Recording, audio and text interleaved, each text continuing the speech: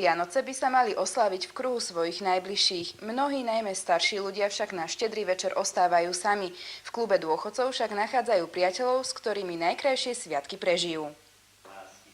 Vianočné posedenie v kruhu priateľov. Aj novácky dôchodcovia chcú vždy tieto sviatky osláviť tak, ako sa patrí, so svojimi blízkymi. Pre mnohých sú nimi už len priatelia z klubu. O to viac sa na takéto stretnutia tešia. V klube dôchodcov v Novákoch oslavujeme každý rok takéto Vianoce, posedenie pri jedličke, na ktoré sa veľmi tešíme, pretože v Novákoch je veľa starších ľudí, niektorí sú sami, niektorým deti už odišli z rodného hniezda.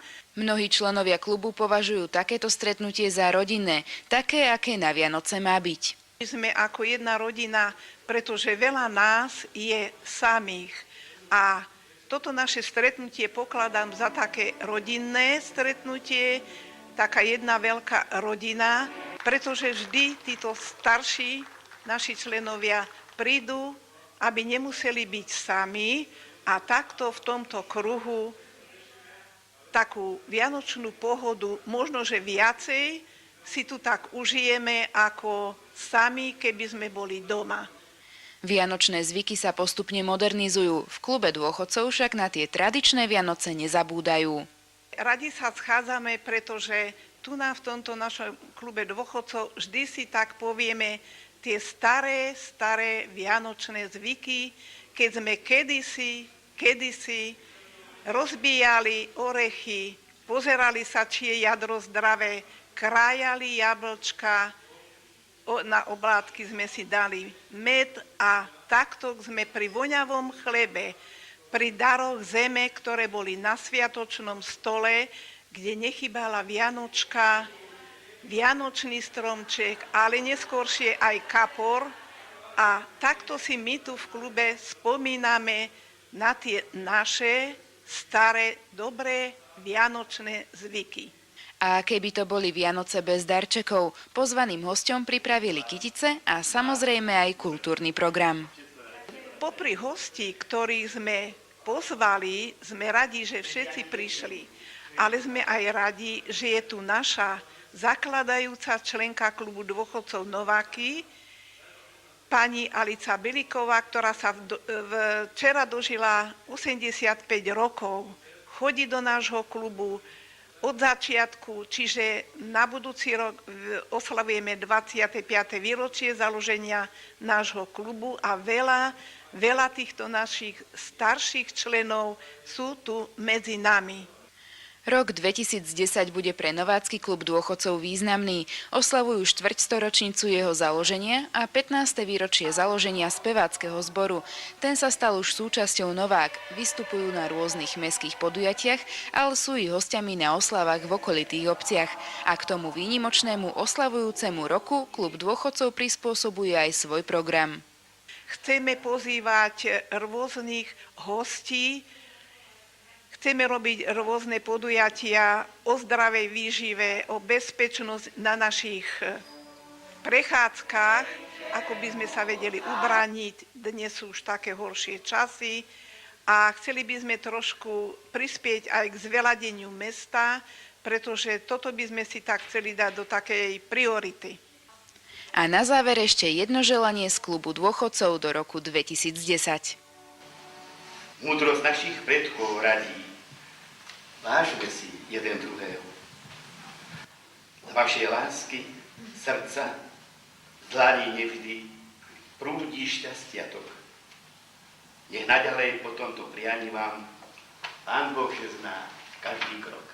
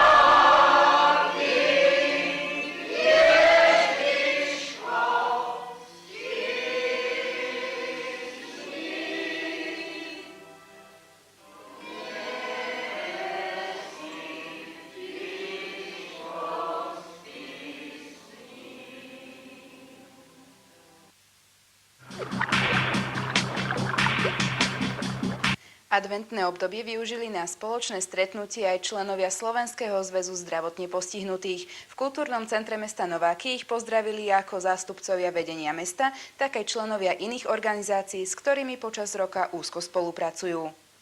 V Novákoch zväz zdravotne postihnutých má už niekoľkoročnú tradíciu posedenia pod jedličkou. Zaviedla ju ešte predchádzajúca predsedníčka základnej organizácie v Novákoch. V tejto tradícii sa však pokračuje naďalej. Stretli sme sa dnes, aby sme si spoločne pripomenuli tie najkrajšie sviatky roka, tie Vianoce, kde možno niektorí sa stresujú rôznymi naháňačkami, zháňaním darčekov, ale väčšina, verím, čaká toto obdobie, adventné obdobie v duchu takého očakávania, vrúcnosti, lásky, čo myslím, že je cieľom aj tohoto dnešného nášho stretnutia.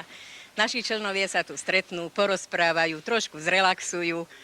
Okrem návštevy z vedenia mesta prišli na stretnutie pod jedličkou aj zástupcovia organizácií, ktoré úzko so základnou organizáciou spolupracujú, či už ide o Novácky klub dôchodcov alebo aj kluby dôchodcov z okolitých obcí. Máme pozvaných samozrejme hostí. Pozvanie prijal primátor i viceprimátor mesta. Máme tu predsedníčku klubu dôchodcov, s ktorou úzko spolupracujeme.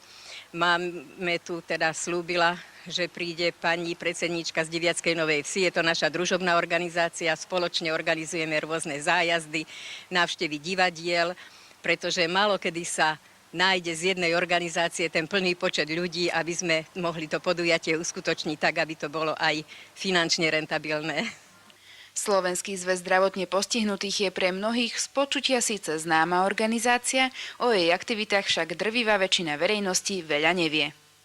Združujeme zdravotne postihnutých občanov, ale aj ostatných priateľov, ľudí, ktorí súcitia s nami, ktorí sú zdravotne nie tam práve najlepšie. No a snažíme sa uľahčiť život týmto ľuďom tým, že im poriadame rôzne relaxačné cvičenia, pobyty na rekondičných pobytoch v rôznych kúpeloch. Po prípade často chodíme do tatranských matliarov cez Soreu na také rekreačné pobyty a podobne. Tým, že sme vlastne nezisková organizácia, tak sme odkázaní dosť aj na našich sponzorov. A touto cestou by som chcela vysloviť veľké poďakovanie všetkým tým, ktorí nám pomohli. Členovia Nováckej základnej organizácie sa stretávajú spravidla vo štvrtok. Ako si spríjemňujú spoločne strávené chvíle, sa vám v priebehu roka budeme snažiť priblížiť aj prostredníctvom našej kamery. Naši členovia môžu prísť, môžu si zmerať krvný tlak, máme tam masážny matrac a iné zdravotné pomôcky, ale aj zdravotné časopisy a môžu si posedieť pri kávičke, pri čaji podľa toho, kto o čo má záujem. Robíme niekoľkokrát do roka opekačku. Myslím, že našim členom, ktorí tam chodia, sa to páči a takto im sa snažíme trošku spríjemniť ten život.